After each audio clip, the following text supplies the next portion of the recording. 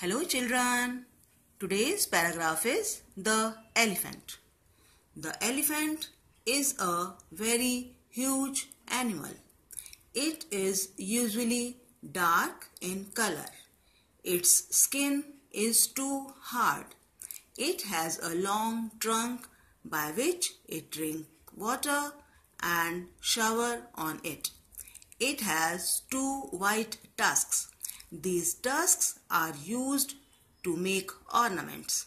It has two big ears that look like big fans. It is usually found in forests.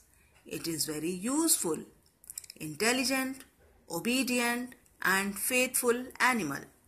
Its favorite food is sugar cane.